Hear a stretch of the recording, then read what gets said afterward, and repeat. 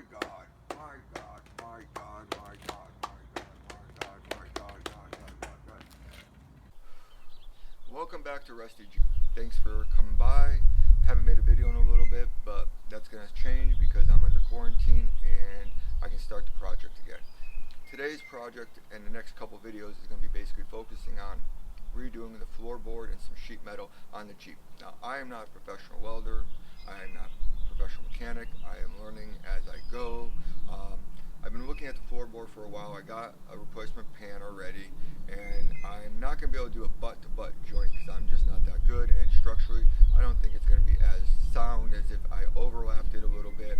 Maybe use some rivets, some welding, bring it all down with sheet metal screws while I'm doing that, and then it'll look nice. It won't be probably the right way, quote unquote, how to do it, but I'm not going to be Fred Flintstone, and that's the most important thing to me. So I'm going to start with the new intro I made, and then a time lapse. Hope you enjoy the video. I appreciate all your support. Subscribe, like it, it helps me out. Even YouTube doesn't really like me too much because I use profanity like fuck, shit, asshole. Might even throw a pussy in there once in a while, but whatever. Talk to you later. Wait, stop. Do not fast forward yet. I want to show you something very interesting. What happens to your Jeep in a garage when you have to work a lot and you have to take a little break. It is a perfect closet for useless crap. Well, I can't call it crap because I actually like the Rat Pack, but why the hell do I have a poster in the back of my Jeep? There's so much crap in here, in this garage. God, this is fucking gonna suck to clean this out. But before I start working on it, I told myself I'd clean out the garage, so let's start doing that now. Talk to you in a little bit. RustyJeep!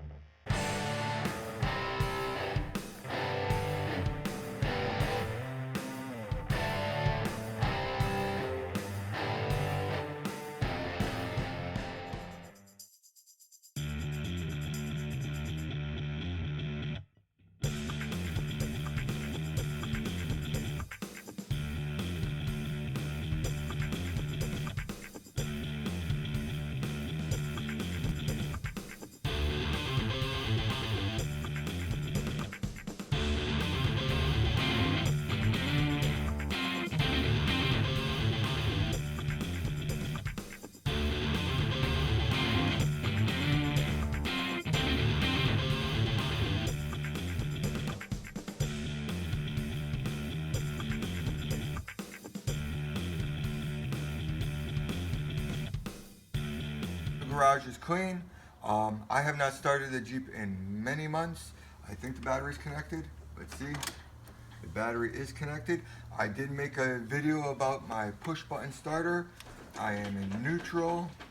Clutch safety is disengaged. Let's see what happens. Dead battery. Dead battery. Okay, I'll be back. Take two. Let's try this again. I put a little booster on here. Let's see if that works. I'm not sure if the booster has enough in there. Let's see. Neutral. Blue. And one more time.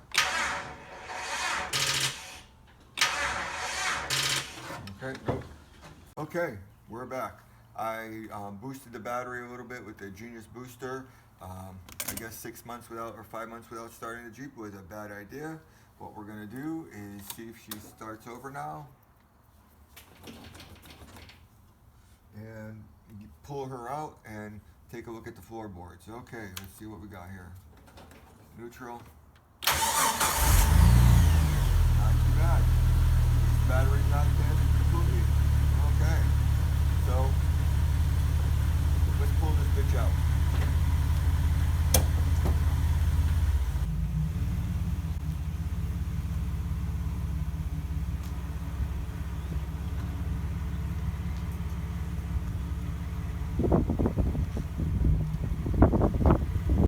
Okay, now that we got the Jeep outside, we don't have to worry about burning the house down.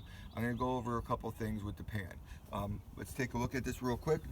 I already cut out all the heavy rust. There's still some rust I gotta cut out. My only issue is when I got the pan here, it is about a 1/2 inch to 1 inch too short to get to this box, which I'm not gonna take out. So I'm gonna have to fabricate a little piece here, which is okay. Now, what my plan is, I'm kind of lucky with rust, that this joint right here is, I'm going to cut this out right about here, expose more of the torque box, clean that all out, spray it with some primer and some sealer, and then I'm going to put the other joint is going to be on right over here where it's the center console going up. So I'll put that. So that joint and that joint's going to be hidden. This back joint I'm not really worried about because you won't see it except for a little spot right there.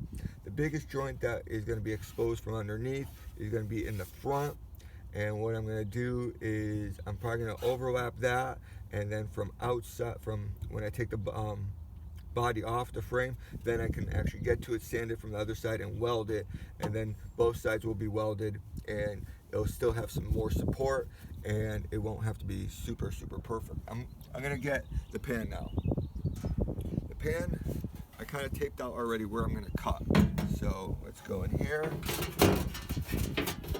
and I'll show you why I have to cut it. I have to cut it because it goes too far up there and I can't, that's gonna be useless. See, right here I got some space right here. I need to cut that off so this butts against here, because this edge right here, I'm gonna drill it through and I'm gonna actually do spot weld, and then I'm gonna probably weld it right there. I'm gonna cut this edge off so that sits flush down, and then when I do all that, I'm gonna trace it all out, and then when I trace it all out, what we're gonna do is it's gonna leave us I'll sand it down, and then it's gonna leave me what metal I wanna cut out. So give me a few minutes and I'll get to cutting this pan in, and we're gonna do like a dry placement to see how close we get, okay?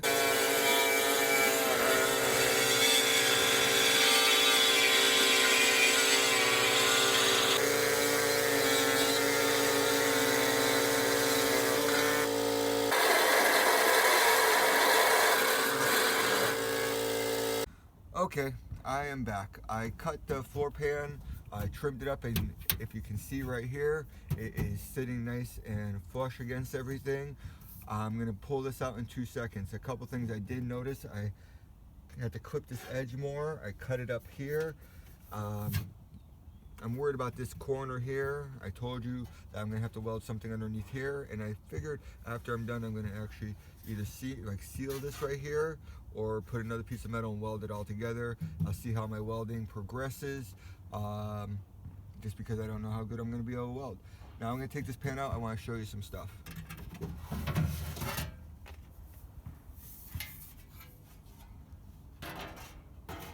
Okay, I outlined everything already where the pan sits. Pan here is going to be solid, I'm not worried. I decided I'm going to cut this lip out more up here because it's sitting on that lip, and I think when I'm done, I can come from underneath when the body's off the frame. I can come from underneath and either weld it or have someone weld it, and actually then sand it, like grind it down, maybe do a little bit fiberglass, and you will never be able to tell. This line you can't see, but it's a little bit up here. I'm gonna have some problems with the hole over here. My only thing is, what I'm still just going back and forth is, I'm gonna cut this out. You know, can you see that right here? I was gonna leave this and let the pan sit on that, but I'm gonna grind this all down. I'll be back in a few seconds. I'm gonna grind all this down and see how good this metal is, but I think this metal is pretty much gonna be gone. This metal is pretty good. I really like to have a nice line right up here, but this torque box, I really don't want to cut more of the floorboard off of the torque box, so I actually might cut up here, follow the torque box, and then cut across, and then have the rest of it sitting on the actual solid floor, and then come from underneath it and weld the floorboard against the torque box. so you could never even tell that new line right there. So it would look like it's an actual normal line, and plus I think it'd be maybe a little bit stronger as long as it's torque box. My main concern when I cut this open is my body mount right there is pretty toasty, and I can actually put my finger through it over here. So that's why I want to cut this open a little bit more and see how bad it is. So I'll be right back, and I'm gonna grind the shit out of this, and then I'm gonna start cutting it. Let's see how it turns out, okay?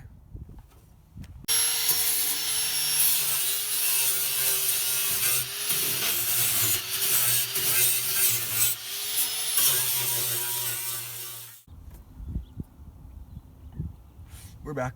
If you watch this channel at all, you know I have a saying: life is not always full of blowjobs. Sometimes you get kicked in the balls. And today, she kicked me in the balls again. Not a big kick, more of a grazing nut shot. But enough about my groinage. Let's talk about the Jeep. Okay. Pan is back in. I did some cutting. My main issue is not this gap. That's actually easy. I was expecting it. It's off angle, but I have a piece right here that I'll cut, put underneath, weld it, or try to weld it. That's not the problem. My problem is right in this corner. If you want to, can you see that? What happened is all this is junk metal, and I kept on grinding to get to good metal, and I'm finally at some decent metal right there, but I'm not gonna be able to gap that. So I'm gonna probably have to cut a little piece of metal, put that in here, drill it, and then probably try to weld it, and then butt against that, and then when I'm come from underneath, fill the weld up and grind it down to make it look pretty decent. But I can't just leave crap metal. I'm not doing it. I mean, I'm trying to do something that we all can do, but I can't leave that much junk metal. So you saw this problem. That's easy. Now let's take the pan off and see what we got. Just would like a blowjob once in a while. Okay, here we go. I cut more of it out, as you can see. This is good. This is all solid. That is solid, and I squared off where I'm going to cut off in probably in a day or two. I'm going to cut this square off because that's kind of bad. This bolt is pretty much there forever, so I'm going to cut the square out here, and then I can again weld it from underneath, and it actually works out because then I can re-drill and put the heat shield on, and it'll fit in a little bit more nice and flush. Some people think I should just probably cut it all the way, but be honest with you, I actually am going to drill it, metal screw it, and that's going to help me really get this thing in here. You can see I have a line right here going across. That's where I plan on cutting. I put a line right here because my first cut's going to go here. This is the torque box. I'm going to cut here and go across. But my problem is I think this metal's starting to get a little bit weak right there. So I'm going to make a judgment call when I cut this out to see if I'm going to cut this out. Worst case scenario, I'm going to cut across here and cut straight down here, make a nice seam. I'm going to weld everything into the torque box. And then I'll probably, while I'm doing that, before I do that, I'll probably sheet metal into here. And then when I'm done, I'll just weld those spots over or rivet them, either one, and that way I'll have the rivets here, the weld here. Probably gonna rivet here or weld here. I'm gonna see how the welding goes, but I have a feeling I might actually rivet up here a little bit. But I'm gonna be able, here's more of those torque box bolts, but the pan's up here, so I think I'm gonna be able to save most of this here, so that'll give me some good sound footing. So really I'm gonna have a hole here and a hole here, but when I'm done with it, underneath all you're gonna really see is the line against the torque box, which is good because I'll just weld that, have someone weld that right onto the torque box, and then a weld going across here and probably here, and then that box. So it'll be really sturdy. It's not the right way to do it, but it's the way I'm gonna do it, and I mean, it's my Jeep, so fuck you guys. Leave comments below if you don't like my opinion. Man, I'm just trying to get this shit done, okay? So, hey, gunshots in the distance. The zombies are coming. Oh, have a great day. Talk to you in a little bit. Looking at the floorboard and what I have to do, I've decided that I'm going to cut it here for part 1. Part 2 will be me cutting the rest out, screwing the sheet metal and maybe the rivets, and part 3 will be me welding and finishing it all off. And today, just, it's a lot of fucking rust. I mean, I named the channel RustyJeep, but fuck's sake already. Maybe a little bit of metal would be nice. Have a great day. Be safe. Happy quarantine.